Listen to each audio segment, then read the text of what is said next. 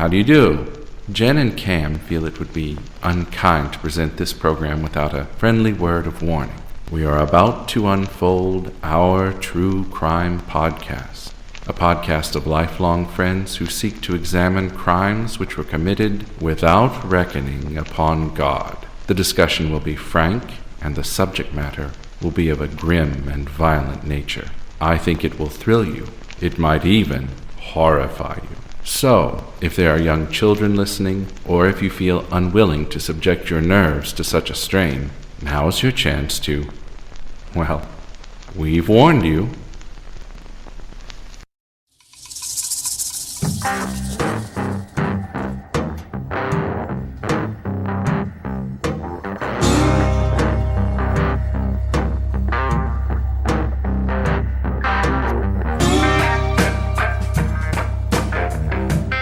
Well, hello there, Jen. Hey, Cam, how are you? I'm great. It's nice out today, and it is almost summertime here in the U.S. So I'm pretty excited about that. After recording today, I get to go out and do some yard work and open the pool and all that, which is great because my allergies have started to kick in. Every year, once those dog trees start to blossom, it's hell for me. But they're pretty. They are pretty. Welcome to Missouri. My nose is as bright pink as they are. Anyway. All right, Rudolph. I you got have a good story for us? Let's hear it. Are you ready? I'm ready. Let's hear it.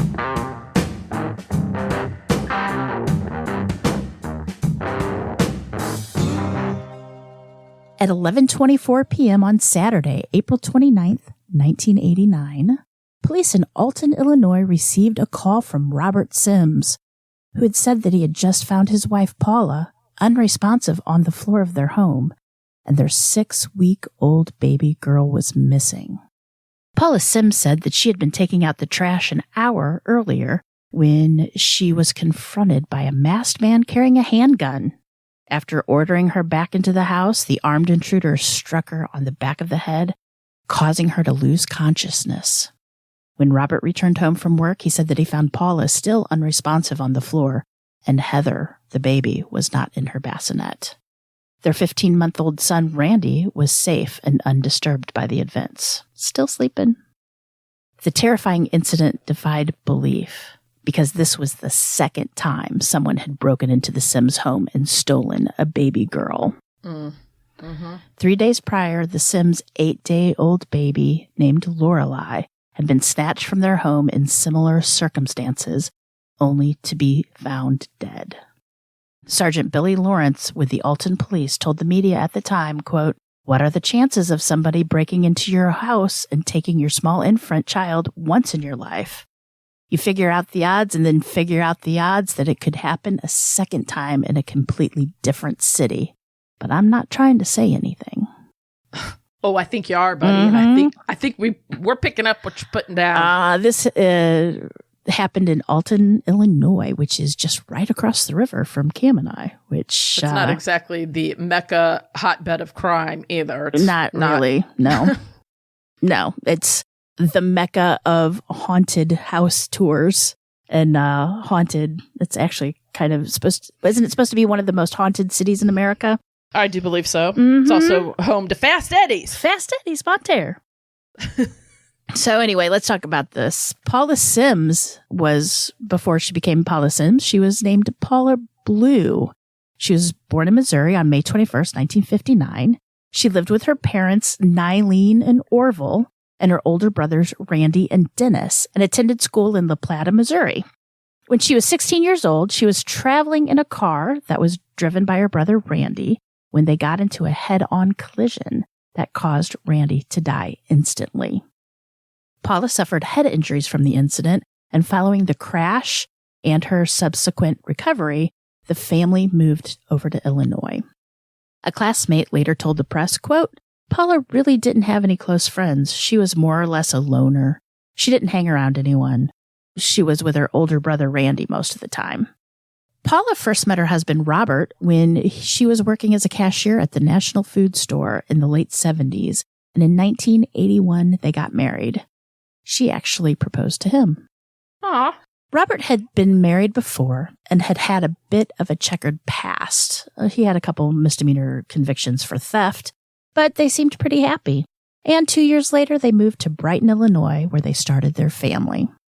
Their first daughter, Lorelai, was born in June of '86. But 8 days later, on June 17th, Paula was confronted by an armed man who forced her to lie down on the basement floor. When she left, he discovered that the man had taken her baby, so she ran to the neighbor's house and reported the kidnapping. Aerial searchers and tracking dogs were immediately dispatched in an effort to locate the baby Lorelai, but days went past and no ransom calls or letters came through. Jefferson County Sheriff Frank Yoakum said, quote, "We were prepared for it, but we never got a note or a call." Typically, I wouldn't think a man would, usually when babies are stolen, it's a woman that does it with the fake pregnancy stuff. I'm just thinking that out loud. Well, okay, and I think we go into this later. Yeah. I mean, in a few minutes, we're going to go into it. Not a lot of stranger kidnappings happen in the United States. Itty bitty babies like that, 8 days old. Right. On June 19th, Paula and Robert Sims made a public appeal for the help in finding Lorelai, but no trace of the baby girl could be found. Nothing. Like, there was no ransom calls. Nobody saw the baby anywhere. Like, no sightings, nothing. Until June 22nd, when the skeletal remains of an infant were located in a wooded area around 150 feet from the family's farmhouse, right in the back of their house. Little bones were scattered due to animals, so it was impossible to determine the cause of death, but investigators were certain that they had found Lorelai Sims. It was sad. There's a couple, I think there's a forensic file and like an autopsy TV show on this, and they show like the pictures of a baby skeleton, and it's just seeing it is heart-wrenching. Heart-wrenching. Genetic testing conducted in Atlanta confirmed that Paula Sims and the baby were related, proving that Lorelai was dead. In fact, just that I read, the test came back with a 99.75 certainty. But years later, Robert would still claim that he had doubts that the bones actually belonged to Lorelai. How would he have doubts? Never mind. You have to remember that it was in the 80s and DNA testing was still relatively new and not a lot of people maybe were convinced about it. Did he think it was an animal? No, he knew it was the remains of a baby. A baby? He just how many missing babies went missing in their neighborhood? He just wasn't for certain that it was actually Lorelai, is what he claims. I'm just putting down what I was given. I'm giving you what I was given. I got this all from a book, and we'll talk about it later. I will say Eileen from Crime Labs did help research and write this, but I also read the book Precious Victims by Don Weber, who was the prosecuting attorney in this case. But that's what he said, that when it first came back, it was like the DNA testing was, I want to say, only 95 or 96%. And they're like, no, we got to get it closer or nobody's going to believe it. So they finally, with another test, got it to 99.75. I mean, I don't think there's a lot of baby skeletons in that neighborhood. You would think, but who knows? Investigators began looking at Lorelai's parents as suspects. Sheriff Yoakum said, quote, "We looked at everything. We found no history of mental problems, no children from a prior marriage, no insurance, nothing. They had no enemies. They had no idea who would be coming in and kidnapping this 6-day-old baby." Jersey County sheriffs were suspicious and brought the case to a grand jury, but Robert and Paula invoked their Fifth Amendment right not to incriminate themselves by testifying, and the investigation went cold. The couple left Brighton within 6 months of the kidnapping and moved 10 miles away to Alton, Illinois, where they welcomed a baby boy in February of 1988. They named the boy Randall after Paula's late brother, and life seemed perfect for a while. 13 months later, on a Saturday night in April of 1989, Paula would give birth to a little baby girl who they would name Heather. And history would repeat itself, and another Sims baby girl would go missing. And here's the deal. I couldn't find the numbers for the 1980s, okay, what happened in the 90s. But from numbers from 2010 and 2017, fewer than 350 kids under the age of 21 in the United States of America have been abducted by a stranger, and this is per year. That's 0.1%. of that even happening at all. And I mean, the chances of that's very small of that happening. And I mean, I can't do the math, but for it to happen twice, I can't even imagine how it would happen twice. Do you know what I'm saying? Because it doesn't. And I don't want to jump the gun. You don't want to spoil this? No. Was the test there at this time to figure out if you were having a baby boy or baby girl? Do you know? I don't know, to be quite honest. I don't know either. I'm just wondering if that. Okay, you know what I'm saying. You know, like the sonograms and the amniocentesis and stuff like that? Yeah, I have no idea. So, and like I said at the beginning, Paula claimed that an armed man came in, gave her a karate chop to the back of the head, and it knocked her unconscious. Next thing you know, her husband, of course, was waking her up and the baby was gone. Paula said that Heather had been wearing a pair of white button-up pajamas with a rabbit pattern when she was taken. And although the police were suspicious, investigators couldn't find any forensic evidence in the house to disprove Paula's claim. They also thought, when they were searching the house, nothing else was taken, nothing was disturbed, and little Heather's blanket was folded up neatly in her bassinet. The one she was supposed to be wearing? No, her blanket. The blanket for the bed. The baby was in bed. You usually... Gotcha. Back then, I guess you put a blanket on the baby. But it was folded neatly, like nothing was disturbed in the house. Alton Police Sergeant Rick McCain said at a press conference, quote, "There is nothing to indicate that the Sims are anything but victims at this time." Which, you know what? In the back of their head, they knew. They knew the first time. No, they did, but you have to prove it. Knowing There's only circumstantial, and you can't do it. Local, state, and federal investigators began working together to try to locate this poor missing baby.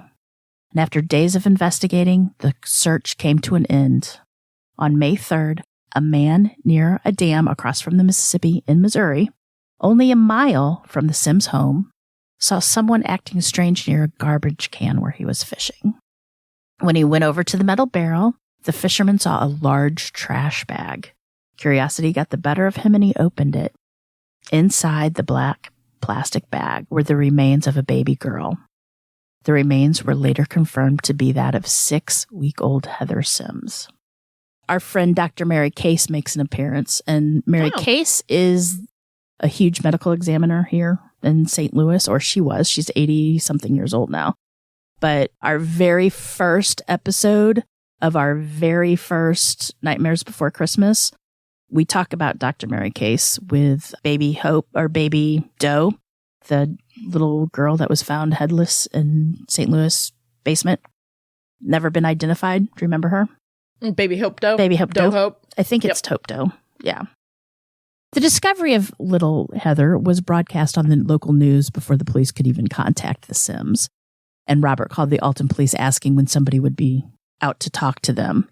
And within days... It hit the news before they told Paula and Robert? Yeah. You don't remember how huge this was? No, not that. Oh my gosh. It was everywhere. I mean, there were... Once the media got wind that this is the second kidnapping, they were hounded by the media all the time. There's always police outside their house, or, media outside their house. So within days, the Alton police announced that they suspected Robert and Paula Sims of killing their baby girl. Sergeant McCain headed the investigation alongside the state police and the FBI, and he said, quote, "The focus on the investigation is now leading to the parents. An arrest is forthcoming." The couple's 15-month-old son, Randy, was removed from their home by the Department of Children and Family Services, based upon information that they received indicating that the boy might be in jeopardy. He wasn't, by the way. Yeah. After extensively questioning Robert Sims, Sergeant McCain said, quote, "Mr. Sims was cool and calculating during the interview, and we got along fine. We're confident an arrest will be forthcoming. The only thing that could change anything is if someone called me at home and said somebody wanted to make a confession, and I don't anticipate it." Robert made a strange comment during one of the interviews that puzzled investigators too. He said, quote, or he's been quoted as saying, "After Heather was kidnapped, Paula and I started sleeping together again. On Monday or Tuesday night, Paula and I had the best and longest lasting sex we've had in a long time." What? Yeah. Everybody thought that was very odd. They really questioned why anybody would even say that, especially after having their child kidnapped and found dead. My mouth is sitting on the ground right now. Let me pick it up. I'm sorry. Wow. Mm-hmm. Now, investigators could not find any obvious evidence that Paula Sims had sustained a head injury. Remember, she said she had a karate to the back of her head, and she was injured, and she was knocked unconscious for 45 minutes. Dr. Mary Case not only was the medical examiner, one of her specialties is neurology, and she practices neurology. She said that if Paula had been knocked out by the kidnapper, she wouldn't have remembered being hit on the head at all. She said a blow like that would affect the brainstem, and a person coming into consciousness would be groggy with a loss of memory. It's called retroactive or retrograde amnesia. And in fact, she probably wouldn't remember not only the blow to the head, like it actually happening, but maybe anything 5 to 10 minutes before that happened. Like she probably wouldn't have even remembered the kidnapper. Right. Right? Yeah. She would just wake up and not understand what was going on and have a headache. Right. They even took her to the hospital. She had no cuts, no bruises, nothing. She just occasionally would act like she really was hurt. And then she would talk about Randy and get all bright-eyed and bushy-tailed, and then she would act like she was really hurting again. And of course, you go to the hospital, they can't really say you're faking it. I mean, they can kind of say it, but they can't really say it. Call in somebody for a mental evaluation check. Maybe. Yes. Mm-hmm. At Heather's autopsy, Dr. Case said that the baby girl's body was unusually well preserved, and they had found evidence that her body had possibly been placed in a freezer or refrigerator at some point after she supposedly disappeared, which the evidence they found, they thought were hair. It actually turned to be carpet fiber. Heather's cause of death was found to be asphyxiation. She had, poor little thing, had 3 little vertical cuts on the inside of her lip, which is caused by pressure against the mouth. And then I guess the gums being bony would rub up against it. They said it would have only taken a mere 4 minutes for that poor baby to suffer. Like she would struggle for 2, which thinking of a baby struggling, it can't do it. And then after 2 minutes, she'd pass out and then she'd pass away. Ugh. Officers conducted searches of the Sims property in Brighton and in Alton, as well as Paula's parents' house. Within days, a possible motive came to light when Robert Sims told investigators that he believed his daughters could have accidentally been killed by his wife. He even offered to go home and try to get her to admit it. They didn't really believe that he would do that, and he never really did. Jersey County sheriffs revealed that the Sims had not wanted daughters. While in the hospital after giving birth to their first child, Lorelai, in 1986, Paula had told another new mother in the hospital ward that she had wished she had a boy.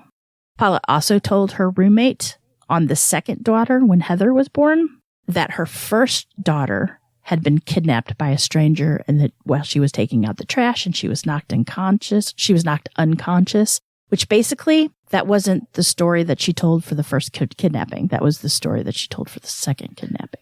Must have had him confused. She got him confused, so it looks like it might have been a little bit of premeditated right there. Yeah, she gave details of a kidnapping that hadn't even happened yet, which was kind of shocking. There was little trace of Heather in the Sims home in Alton after she went missing. There were dozens of photographs of 15-month-old Randy, and they were scattered all around the place. But there was nothing about Heather. She just had like a little bassinet on top of a cabinet. Paula had been relegated to sleeping downstairs in the dining room with her newborn while Robert and Randy slept in their own rooms upstairs. That was so Robert and Randy could get sleep. And they also had another explanation, which is true. She did give birth to Heather by cesarean section, so she couldn't go up and down the stairs. But after 6 weeks, I believe I had 2 C-sections. You could do stairs by the 6th week. The police described Paula as being subservient to her husband, and it was reported that Paula had called him crying after she delivered baby girls. No, she even apologized to him for having girls. Was he not in the hospital with her? He did. In the book Precious Victims, it said that the nurses would notice that Robert didn't really pay any attention to the babies. He spent all of his time with Randy, like he'd bring Randy in and kind of still fawn over Randy and play with him and everything while Paula was there with Heather, but he never really acknowledged Heather that much. You know? Little favoritism there. Jersey County Sheriff Yoakum said that Robert had never displayed any emotion following Lorelai's disappearance 3 years earlier, and he felt as though Robert was actively trying to direct searchers away from the wooded area near their home. They lived close to the lake, and so, of course they did a search of the lake, and they would stand outside their house, and they're like, why don't you go inside? They're like, no, we want to be here when you bring her up. We want to, just strange. They acted very strange. A grand jury hearing was held in relation to the Jersey County case of Lorelai's disappearance and death, and they returned with an indictment charging Paula Sims with 1 count of concealing a homicide and 3 counts of obstructing justice. Paula presented herself to the authorities and was released on 10% of a $100,000 bond imposed on her after her father issued a cashier's check. Sheriff Yoakum said, quote, "The additional happenings in Madison County enabled us to enhance our investigation up here." The sheriff said that new information had prompted the charges being filed, stating that Paula knew Lorelai died by homicidal means, and she gave false information to the investigators. In July, Paula was arrested and charged with obstruction of justice and concealing a homicide in the case of her daughter, Heather, who had been reported missing in April. She was held in lieu of $250,000 bond by a Madison County jail.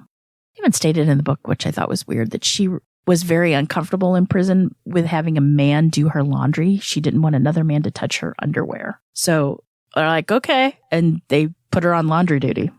It's kind of weird, isn't it? I don't know. I guess people are weird about that kind of stuff. Lots of thoughts floating around right now, but I'll save them. I just thought that just struck me as odd. Of all the things to be upset about in prison. Thank you. Yeah. I look forward to a prison day when somebody does my laundry. Oh, well. There were reports that prosecutors were trying to bribe Robert Sims to testify against his wife in order to regain custody of their son. Robert's brother-in-law, Herb Condrey, told the Alton Telegraph, quote, "If he comes in and talks to them, he gets the baby back." The statement was made in reference to a letter sent by the Madison County State's Attorney Don Weber, an offer that Herb called, quote, KGB tactics. Let me just tell you, Herb liked to talk to the press. Okay. Yeah. He would give them the wrong information. Like, he would talk to them, like, all the time. Actually, the prosecutors and even the police would get so upset with him. He told the Post-Dispatch, quote, "They've been absolutely cleared on this now. They've been put through the 3rd degree for 3 days. Taking the polygraph was awfully rough on them. If you've ever been through anything like this, it's hell. But we know the police have to check out every possibility. Now we hope the police can find the baby." To which Sheriff Yoakum had told the press, quote, "They were not, in fact, truthful on the polygraph. The polygraph examiner concluded that they did falsify their answers to all the questions." Like, they were given the polygraph test a couple times and they failed they failed. Could you imagine being that sheriff that would have to come out and say, "Okay, Herb, here's the deal. That is not true." Like, what a waste of time to have to go and, rectify the problem that he just put out there for the whole world. Oh, yeah. Yeah, he was a problem. They did not like him. Somebody wanted to be the center of attention, I guess. They didn't really from what I read in the book, it didn't sound like his wife, Robert's sister Linda, was a charmer either. But once again, I just want to, that's through the eyes of the prosecuting attorney. That's his book. It could have been that was his thoughts. Let me just put that straight. Let me put that out there. That's what I picked up from the book. A few days later, the grand jury returned an indictment that charged Paula Sims with 2 counts of first-degree murder in relation to Heather's death. The grand jury were continuing their investigation and deciding whether charges would be brought against Robert Sims, who was still considered a suspect. They knew he was in on it. They knew he was involved somehow. They just couldn't get him. Well, even if he had nothing to do with the actual murder of the babies, somehow maybe the pressure that he put on her that he loved baby boys more. Do you know what I'm saying? And or the fact that he suspected or even knew that she killed the babies. Yeah. Right? Well, I totally believe that he knew. I believe he probably helped dispose of the babies, or at least thought of how to dispose. Ugh. Something. He knew more than... Mm-hmm. what he let on. Trouble. I mean, he basically said, yeah, I kind of think she did. Let me go home and talk to her. And I'll bring her back and tell you. And I'll have her. Like, he pretty much told that to the police. But he never did. And he didn't have to because he was married to her. So he's got that privilege, you know? Paula's parents had been granted immunity from prosecution in exchange for their testimony at the grand jury hearing. But grand jury hearings are private and their testimony is not publicized. So we have no idea what happened there. Paula Sims' attorney, Donald Groshog, filed motions to bar the details of the pretrial hearings being made public and requested a change of venue due to the already high level of publicity the case had gained. Boy, it was a circus there. Yeah. He specifically requested that law enforcement officers and prosecutors be barred from discussing the case, as many of the investigators had publicly named Paula Sims as a suspect long before she was charged. Because everybody knew. The FBI had analyzed a roll of trash bags, seized from the Sims home and compared it to the trash bag Heather's body was discovered in. They found that there were notable similarities on the edges of the bags that conclusively proved that the bag had been produced within seconds of the rest of the bags in the roll. Which, on the forensic files, if you watch it, it's amazing how they were able to figure it out. They even brought the trash bag company guy to sit on the stand and testify how bags were made and how they knew that within 10 seconds, one of the bags that was found in the Sims home was directly after the bag that Heather's body was found in. It could be matched up by the swirls, by dust particles. I mean, it's fascinating. That is, I think. But the fact that somebody has to go through all that, I'm sure they love that chemistry or that sciencey stuff, but bore me to tears. But yeah, there is like I said, there's a forensic files on it. I totally watch it just for the trash bag thing. It was pretty cool. It's amazing. Minnie Gray had been the neighbor Paula ran to when Lorelai was supposedly abducted in 86. When confronted by a reporter, Mrs. Gray reluctantly said, quote, "I hope they find out the truth, and if they're guilty, I hope they're severely punished." Well, I think Miss Gray, may have been a little suspect about Paula when it first happened, to be honest, because she was quoted on saying, you know, the Sims had a dog by the name of Shadow that barked at everything. Oh. But the night that the kidnapper supposedly came for Lorelai, the dog was quiet, like nothing. Yeah, you know why? Because it didn't happen. There wasn't anybody in there. So I think Minnie kind of knew from the beginning. And she, from the book, I believe she even kind of questioned it to Paula, but Paula kind of dodged the question or said that the dog was downstairs or something. Locals were tired of the publicity the case had received and the negative attention that it brought to the area. I mean, people were going over to Alton and Brighton just to look at the house. Like it was the O.J. Simpson house, you know? It was huge here. And of course, there's really not a lot to do in Alton and Brighton. Fast Eddie's, Bon Air. What was it? $1.29 burgers at one point? I don't know. It's been years since I've been over there. A poll conducted in the area showed that half of the 800 residents surveyed decided whether or not they believed Paula Sims was guilty or innocent. One resident in Brighton said, quote, "No trial, just hang her. If they give her the death penalty, I'll be satisfied." Wow. Paula had not been charged with Lorelai's murder for the 1986 case, but she had been charged with concealment and obstruction in relation to that investigation. And the same charges as well as murder charges were filed against her for Heather's death. Paula Sims stood trial in January of 1990. The state's case was that Paula had smothered Heather before freezing her body and dumping it in the trash can. Madison County State's Attorney William Hain said at a hearing, quote, "We only have to prove she killed her, not why."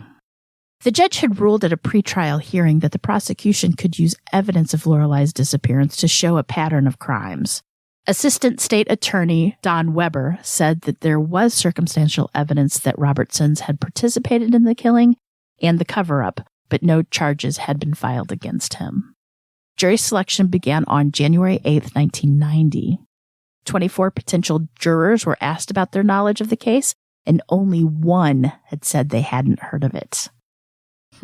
After 3 days, a jury... Is that true, you think? I mean, that is tiny. That had to be statewide. I think it was even in People magazine. It was. Yeah, so how did they not hear of that unless they lived under a rock?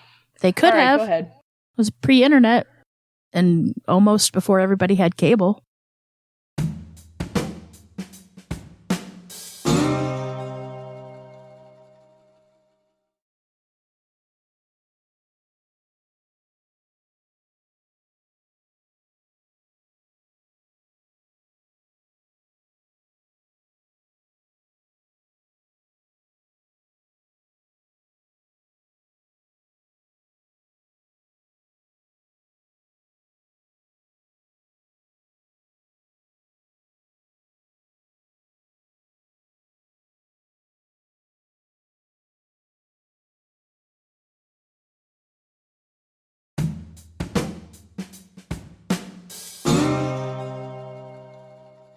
After 3 days, a jury of 8 men and 4 women were seated. The courtroom, of course, was packed with reporters and members of the public who had been following the case closely for almost a year, some for almost 4 years from when Lorelai went missing. Prosecutor Donald Weber began his opening statement by telling the court that Paula Sims' story about a masked gunman was, quote, as close as a fairy tale as you can get in a murder case. Weber said that Paula began planning the murder while she was recovering from a cesarean section in the hospital and carried out her plot 6 weeks later.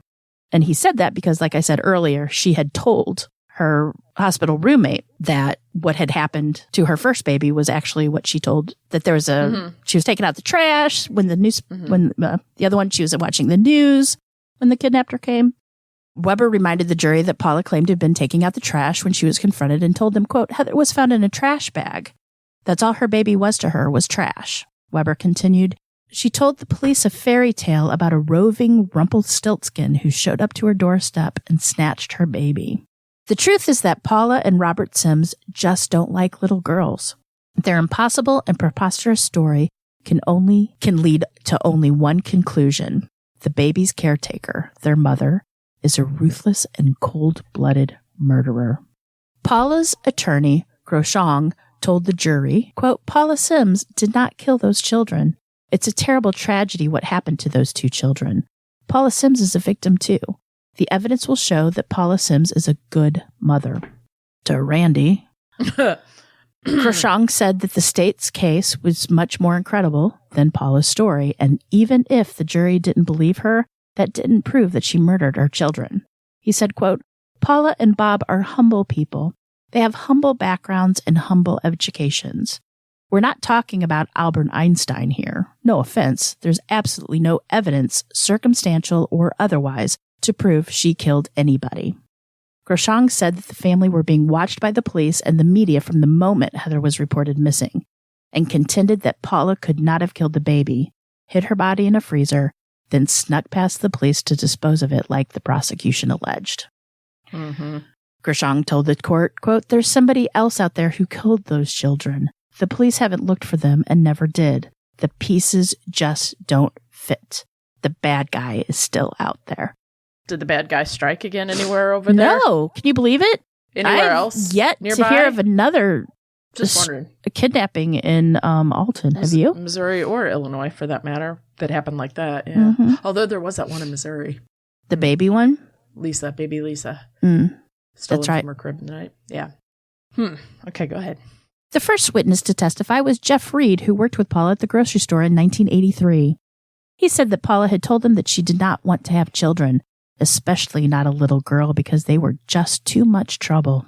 I mean, she's not wrong. I've got 2 girls, so. But no. They're worth it. They're worth it. That was a joke, by the way. I love my girls. Girls are fun. Julie Fry testified that she had shared a hospital room with Paula in 1986 after Lorelai was born. She said that she was woken up to the sound of Paula crying on the phone. Mrs. Fry said, quote, she was on the phone and she said, I'm sorry we had a little girl. I thought she was talking to her husband. She said she wanted a boy, that they wanted a boy. Medical testimony came from an emergency room doctor that said it was unlikely that she had lost consciousness.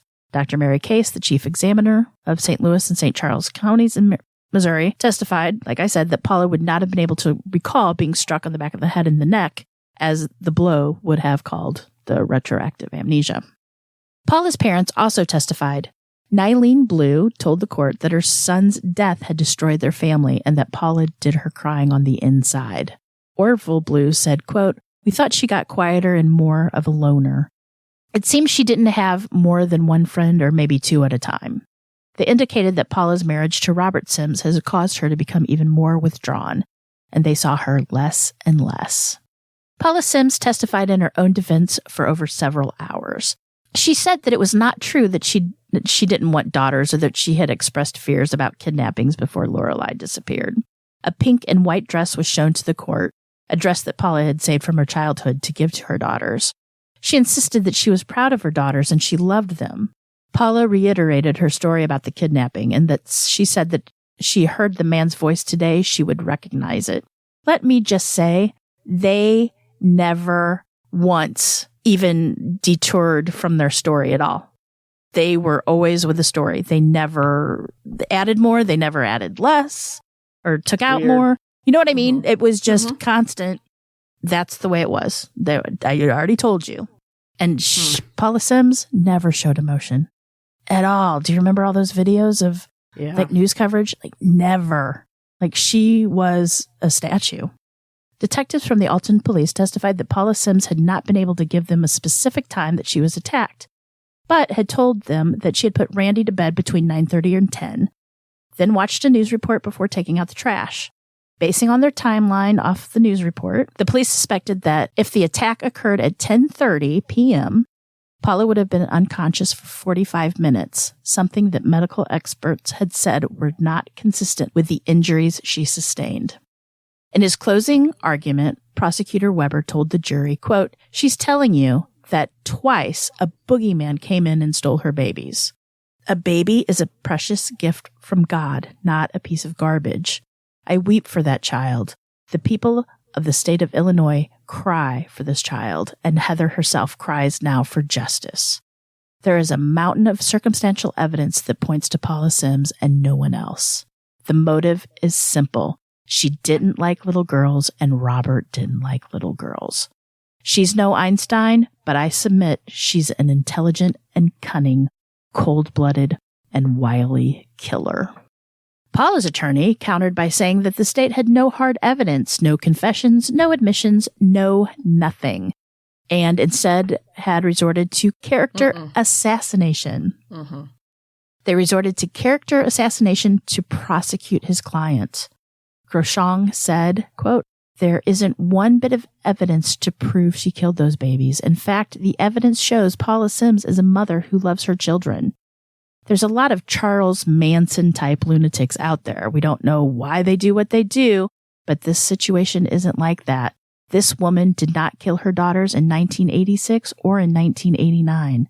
The person who did this is still out there." Well, she kind of is, but we'll go about that in a minute. All through the trial, Paula remained still. One reporter compared her to a wax statue. The only time she ever showed emotion is when someone called her brother Dennis the R slur. Supposedly, one of Robert's co-workers claimed that Robert said one of the conditions upon marrying Paula, like I said, she asked Robert to marry her, was that her R slur brother could never set foot on their property. And even if her parents died, that condition would still apply. That's what one of Robert's co-workers told police about Robert. Dennis had a seizure disorder. He wasn't intellectually handicapped. But once that was mentioned in court, Paula became noticeably angry. Like that was the only emotion, was when her brother was attacked on stand. Over her brother being called a name versus her two baby girls dying. Right. Being the R slur was called. Right. She got upset. But yeah, I mean, it's just really weird. And Robert was like a neat freak. Thank God he's wasn't married to me, because he's like, doesn't like dirt. And thank God Paula was a frantic neat freak. I mean, she had everything cleaned and everything was picked up all the time. And because Robert did not like a speck of dirt anywhere. In fact, I think, was it the hospital? It was somewhere that Robert wouldn't allow Randall to be put on the ground. It was somebody's house, maybe, because he didn't want the kid. The house was too dirty, and Randall would get too dirty. Okay. I mean, you're not going to catch cholera at my house, but you're going to get a little... maybe dysentery. Dysentery, maybe. Like that. Yeah. After 10 hours of deliberation over 2 days, the jury returned and found Paula Sims guilty of 1 count of first-degree murder, 2 counts of obstructing justice, and 1 count of concealing a homicide. Under Illinois law, the same jury would have to decide whether or not Paula Sims was eligible for the death penalty, and if she was, they would have to decide whether she was going to be sentenced to life in prison or death. And prosecutors, according to Don Weber in his book, found out that one thing that Paula was scared of was the death penalty. So what did they do? They went to seek the death penalty for her. And prosecutors can seek the death penalty under certain circumstances, including cases in which the victim is under 12 years old, in which the killing is particularly brutal, or in which there were multiple victims. So ding, ding, ding. Both of these. All 3 of them, actually. After the jury decided Paula Sims was eligible for the death penalty, the state and defense began presenting aggravating and mitigating factors in the 3rd phase of the trial. The state prosecutor told the jury that the crime warranted capital punishment because it was premeditated, cruel, brutal, grossly ruthless, and devoid of mercy and compassion. Defense attorney Groshong told the jury that Paula still maintained her innocence, but said, quote, "We cannot say the death of this child was premeditated, prolonged, or torturous. In the pecking order of evil, smothering is usually considered more merciful than other forms of killing." Not really sure. It's a baby. Not really sure about that either. It's a baby. Of course, they're struggling to breathe. I would say that's pretty. It's as far as baby. Premeditated goes, I think the minute she found out it was a girl, she was premeditating. So, well, she was in the hospital and she told the story of a future kidnapping. She didn't tell the story of what she told 3 years prior. She told the story of what was going to happen 6 weeks. It's like she was a psychic or something. That's what I'm saying.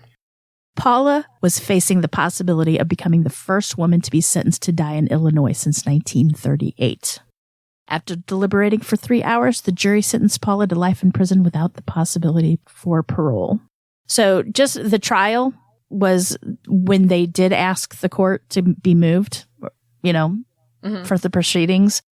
It was set in Peoria, which that trial was the biggest trial since the Richard Speck trial when he was tried in 1967. And for those that don't know that, July 13th of 1966, Richard Speck tortured and murdered 8 student nurses from the Chicago Community Hospital.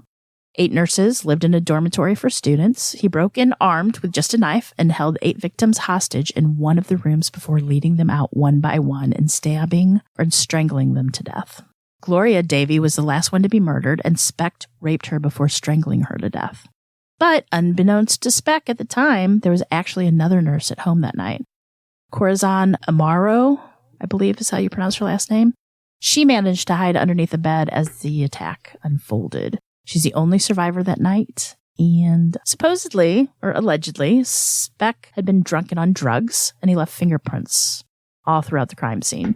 He would be found guilty and sentenced to die with the death penalty, but he died of a heart attack in 1991. I didn't realize that it was 91. Yep. It was a long time ago. Not that long ago on the scheme of things. Paula was taken to the Dwight Correctional Center to begin serving her sentence. It emerged that both Paula and Robert Sims had failed the polygraph examination, like I said.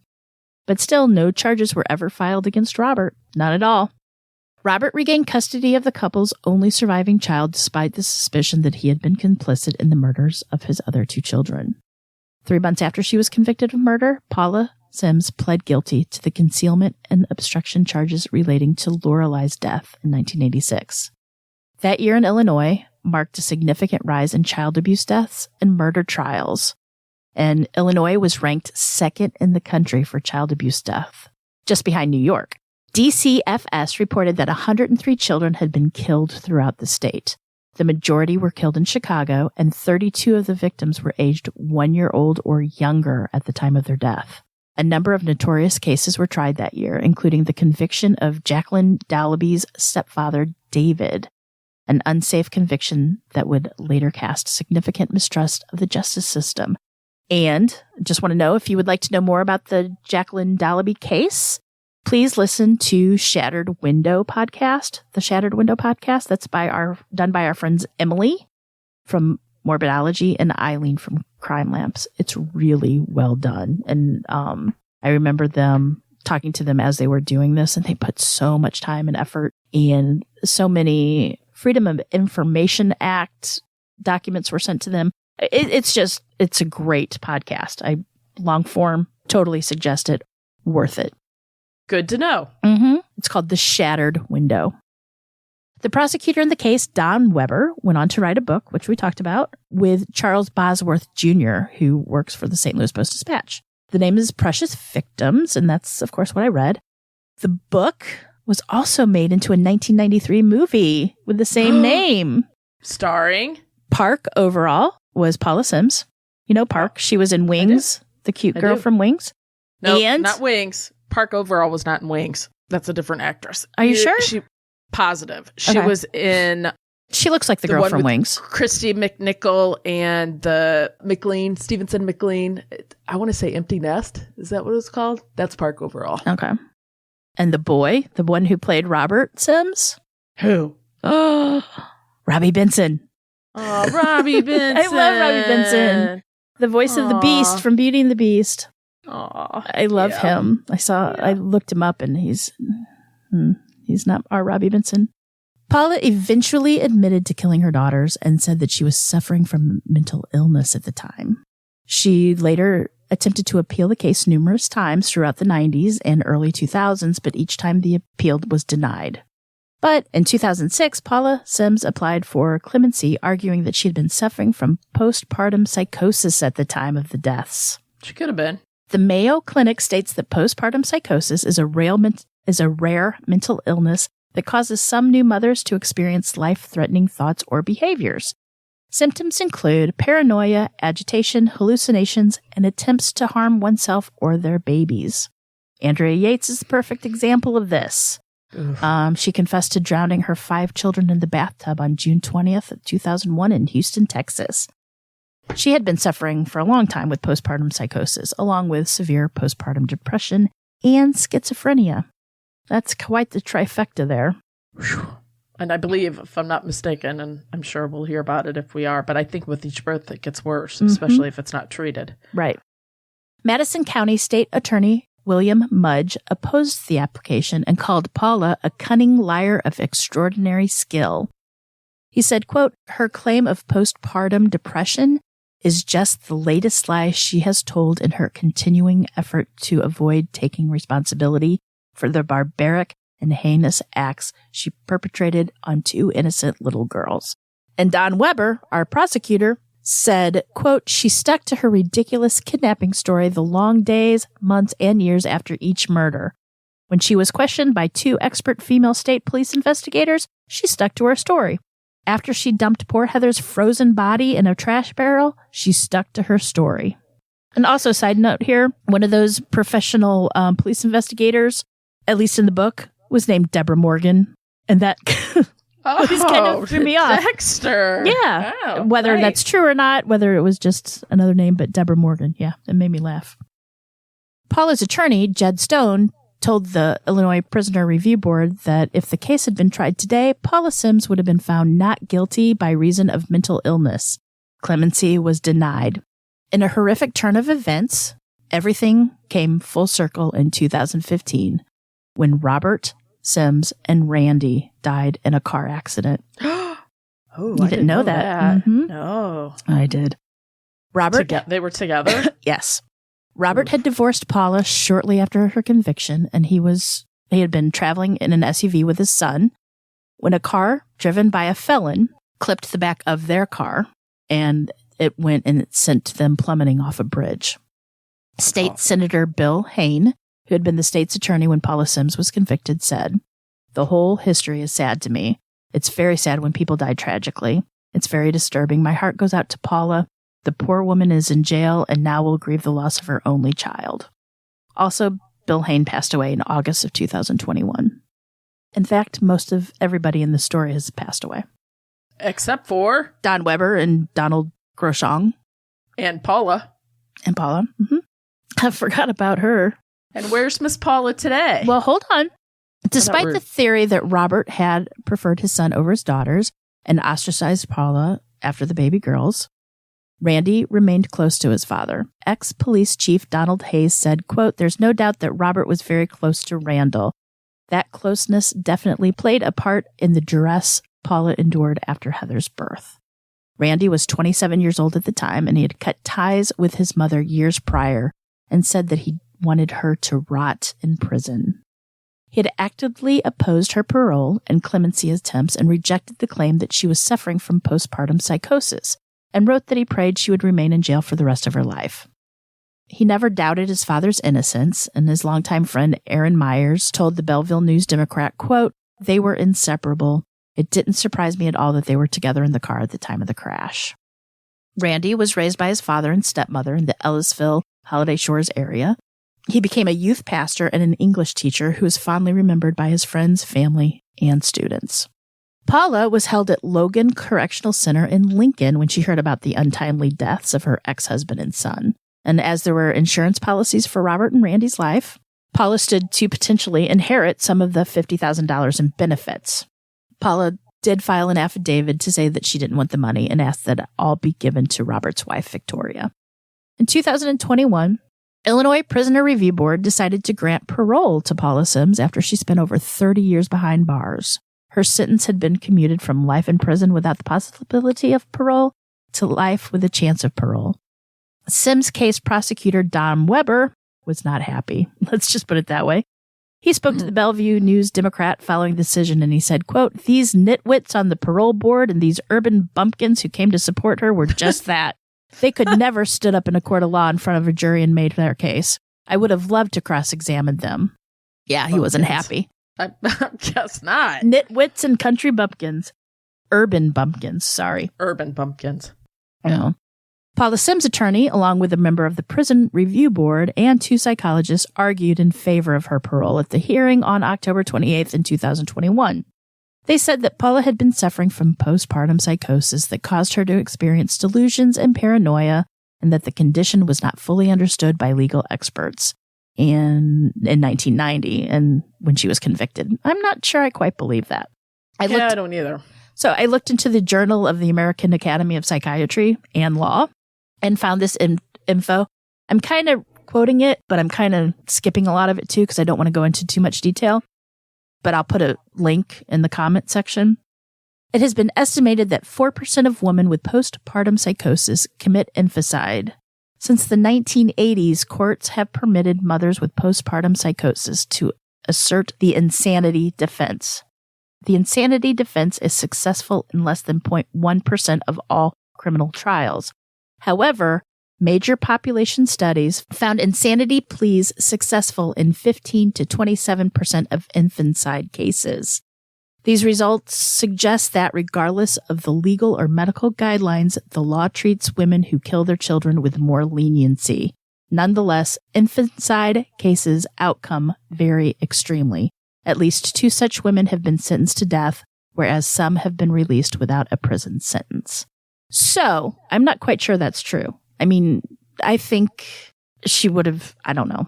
I don't think what he said was true. I think if they would have presented it as her having psychosis, that might have gone. But the problem was she never admitted to it. If she would have admitted to it and then said that she had it, possibly. Right. Weber dismissed the claim, saying that they had examined the possibility at the time and concluded that Paula did not have it. Paula had told Aubrey Becker, an author of a confessional book about the case called Dying Dreams, which was published in 1993. Paula claimed that she didn't suffocate her daughters, but she had let them drown in the bathtub. Ugh. And Weber said, quote, "I said, quote, is it possible that Paula drowned Heather? She thinks that's kinder somehow rather than smothering her." And the answer was no. Scientifically, that cannot have happened. Baby Heather had some striations, some bruises on the inside of her upper lip in the center. Those are always an indication of smothering, and there was no indication of drowning. That is a scientific fact, and it shows that Paula is still lying about it. Which, right, if you drown, from what all the forensic files have told me, there is water in, like, your lungs. There were almost 24 supporters of Paula Sims in attendance at her parole hearing, ranging from women that she had met in prison to people who had suffered with the PPP themselves. But there are many who opposed the review from a distance. Current Madison County State Attorney Tom Hain, whose father held the position when Paula was convicted, wrote to the board and stated that her claims were part of a, quote, shifting and far-fetched psychological story. Donald Shelton, the review board member tasked with researching Paula Sims' case and presenting it to the board, was choked with emotion as he spoke. He said that he had interviewed Paula and reviewed the records from her trial, as well as reading numerous books on postpartum psychosis.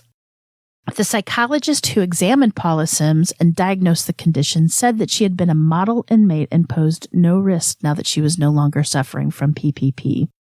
And unable to have children. Postpartum, exactly. That's they said she's no longer a risk because she doesn't. Yeah.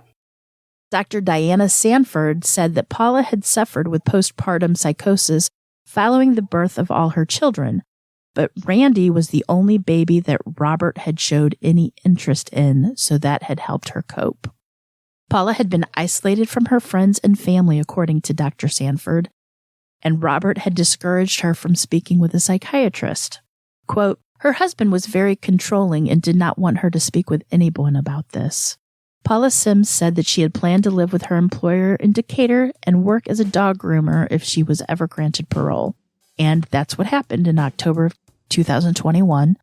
Paula Sims walked free from Lincoln Prison. Her attorney, Jed Stone, said to the Belleville Democrat, quote, this is a great victory for women, a great relief for me, and a great gift to Paula. It is a recognition that postpartum psychosis is real, and the women who suffer from that mental illness need to be treated and understood and not brushed aside from having the baby blues. And, little side note, Robert's sister, who has since passed away, that's Herb's wife, Herb Condrey, Linda Condrey. Mm-hmm.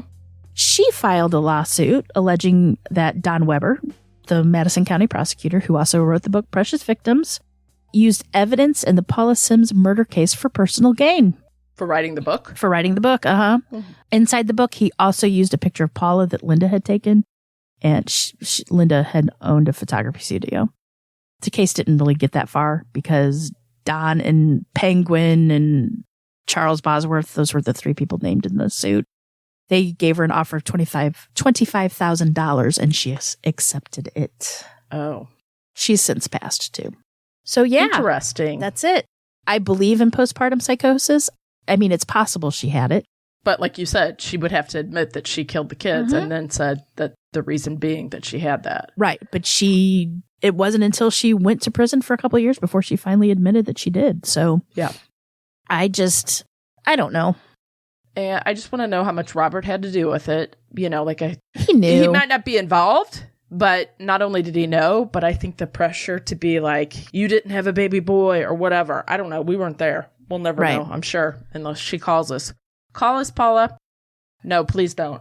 But then also, I don't know. And then how come Heather and Lorelai, there's so much, one was 8 weeks old, 6 weeks old, one was 8 days old. I wonder what the difference was. I don't know. So, I mean, I would think maybe Lorelai was postpartum psychosis. Maybe. Well, so I don't know. I mean, I know a lot of people were she told some people that she was upset that she had to sleep separate from Randy. Really? Yeah. And it was only because Randy needed sleep and he slept. Not Randy. Sorry. Robert. Too many R's. She was upset she wasn't able to sleep with Robert, and not sexual sleep, just like be in the same bed. But thank God they had that 2 days after, was it Heather?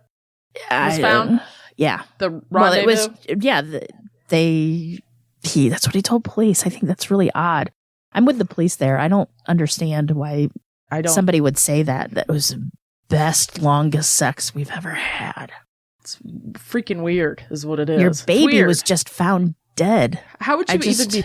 I'd still be crumpled up on the floor. That'd be the last thing that I would think about doing.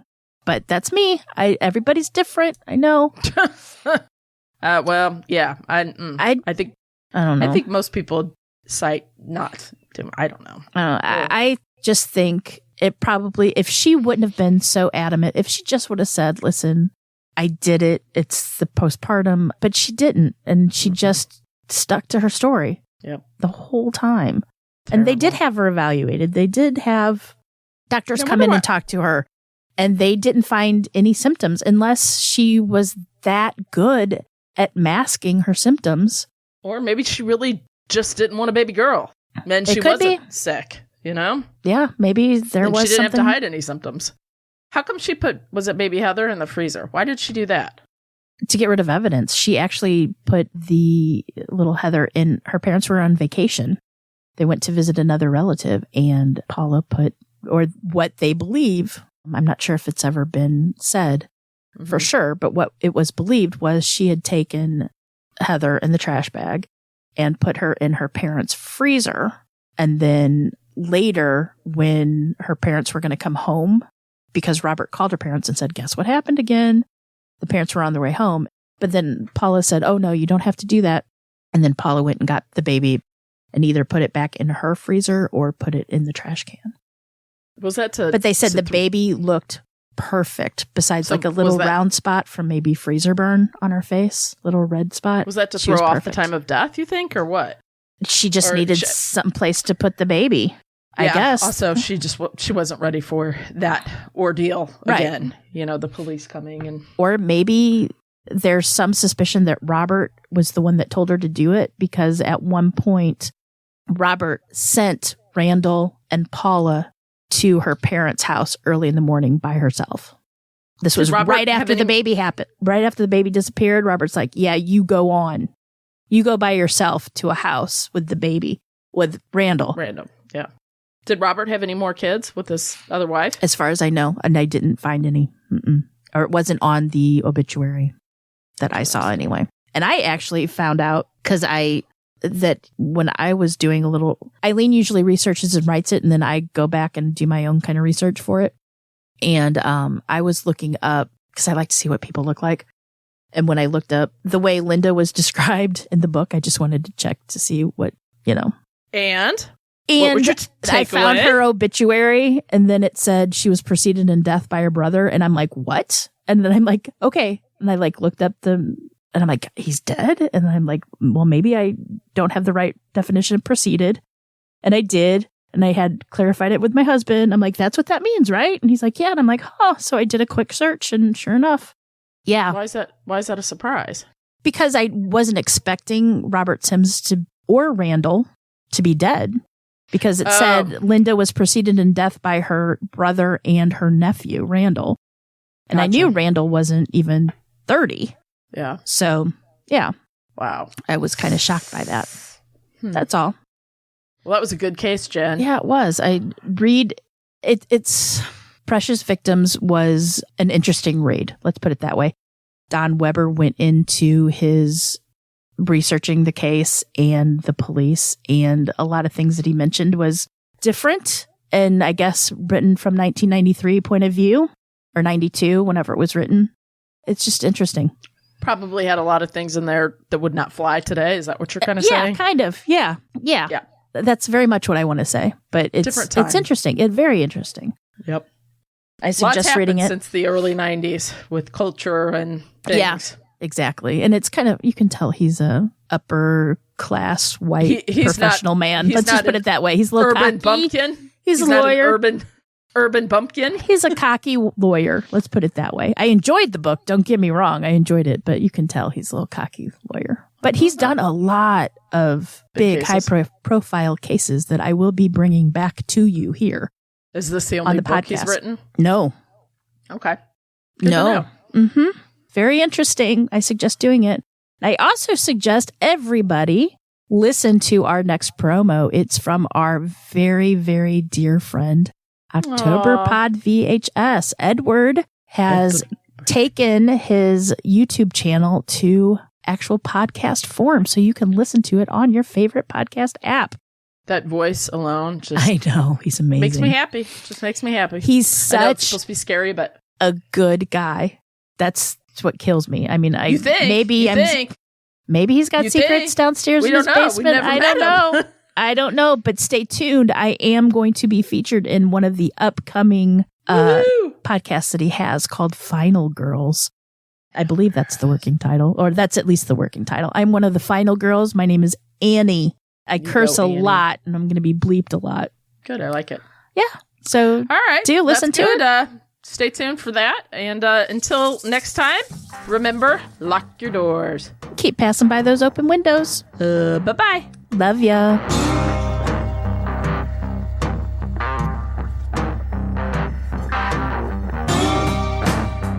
Today's episode was researched and written by me, Jen. For more information about this episode, as well as all other sources, please check out our show notes or the podcast website at ourtruecrimepodcast.com. Our True Crime Podcast is developed and created by the hosts, Jen and Cam. Original music and audio mix of all our True Crime Podcast episodes is courtesy of Nico Vertese from We Talk of Dreams. You can reach Nico at wetalkofdreams.com. Listener discretion is provided by Edward October from OctoberPod VHS. You can find all of his great works on YouTube. Please make sure to like and subscribe to our True Crime Podcast wherever you listen to your podcasts. We can be reached on Instagram and Facebook at Our True Crime Podcast or on Twitter with the handle at Our True Crime Pod. You can also email us at ourtruecrimepodcast@gmail.com. We would also at this time like to thank our patrons. We would be so lost without you. Thank you so much. And if you would like to help support the show, you can check us out on patreon.com/ourtruecrimepodcast. You can also show your support by leaving a 5-star review on Apple or simply just tell your friends about us. It's that easy. Love ya.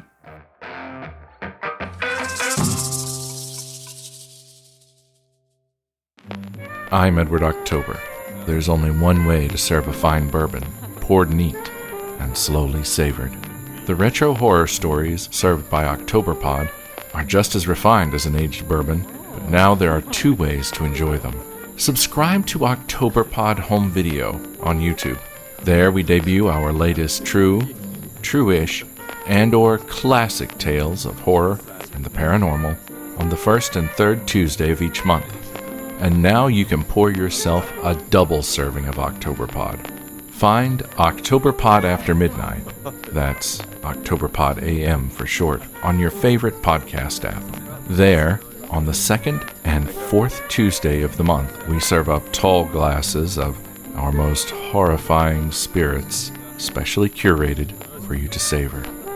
Each episode of OctoberPod AM lasts about an hour, just long enough to sip a good scotch by the fire. Now there are 2 ways to enjoy retro horror thrills of impeccable taste. Find all our links at octoberpodvhs.com. OctoberPod, retro horror for bold individualists.